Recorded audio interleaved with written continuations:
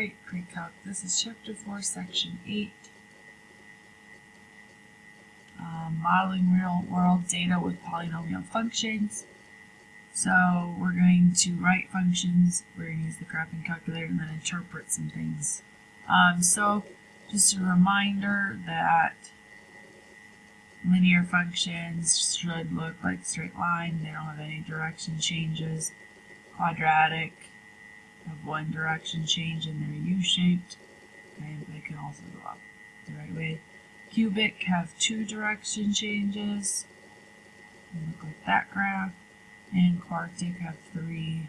So they kind of make like a W. So if we look at this example 1, determine the type of polynomial function that could be used to represent the data in each scatter plot. So if you look at this general shape, it has two direction changes. So that would be a cubic. Part B, if you look at that shape, has one direction change, so that would be quadratic. Okay, so most of this is going to be on your graphing calculator. So first things first is you need to make sure your stat plot is on. So hit second,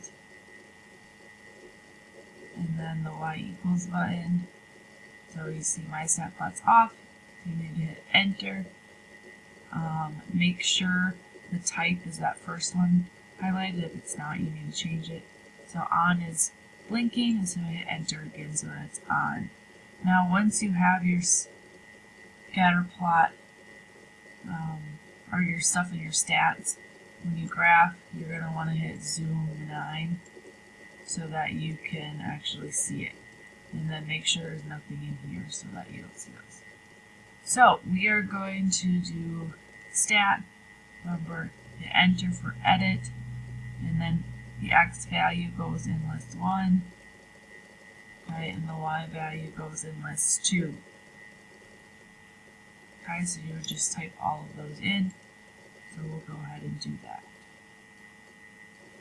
So now that all my data is in, we need to see which polynomial function we're going to use. So we're going to hit graph, and if you hit zoom in 9, or you can just go down to 9, you can kind of see what it looks like.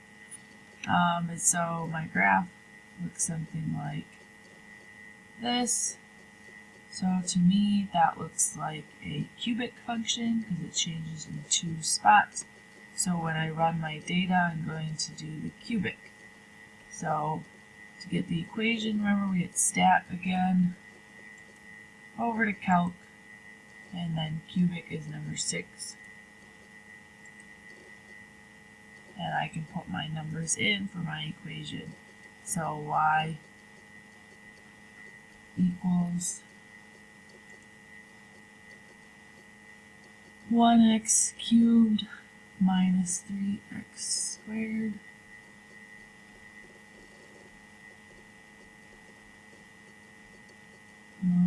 plus 1x minus 5.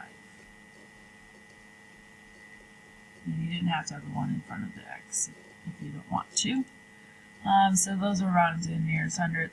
They still were the whole numbers. So that would be my equation for that example. So you do that for all of them. So like we could look at this next example, look at the graph and see what it looks like so you'll know how to write the equation. So let's just see what that one looks like. So now I have my new data in and you can see the graph over here. So it looks like it goes up in the middle then back down. So that looks like a quartic one.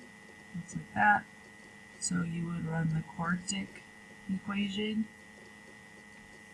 So again, stat, calc, and then quartic is number 7.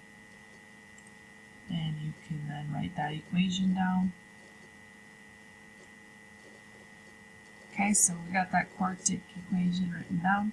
So then the last example, example 4, the percent of United States population living in metropolitan areas has increased since 1950. So, and then it says write a model that relates the percent as a function of the number of years since 1950. So since I have that since 1950, okay, That means 1950 is our starting year, so that would be 0, and then you need to go off of that. So 1960 would be 10 years, 70 would be 20, 80 would be 30, 90 would be 40, 96 then would be 46, and 2000 would be 50. The percents, you could just type in the number like 56.1, if it's 63 and 69 and so forth. So let's go ahead and see what that looks like. 9.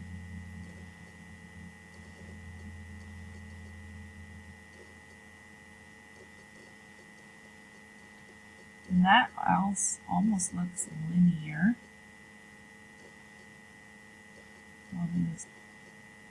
So since that's linear, when we go linreg is the number 4 spot. Okay, so we get y equals 0.48x plus 58.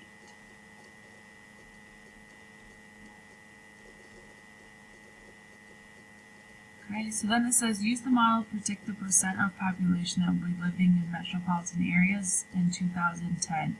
So 2010 is 60 years after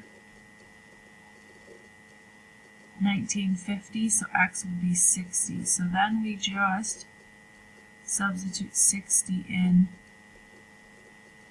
to this problem for x, and we can just type that into our calculator, and we get 86.8%. And then it says use the model to predict what year will have 89% of the population. So percents, we use x for the years and y for percent. So 89 would go where my y is, and then I need to solve that for x. So 89 minus 58 divided by 0.48. X is about 65 years. So remember, that's years since 1950.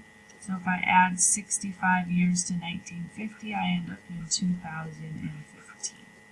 So that's all there is to those. Just make sure you graph them to see what it looks like before you decide which equation to run. So page 262, 8 through 10, and 13 to 21 odd is your homework. Have fun!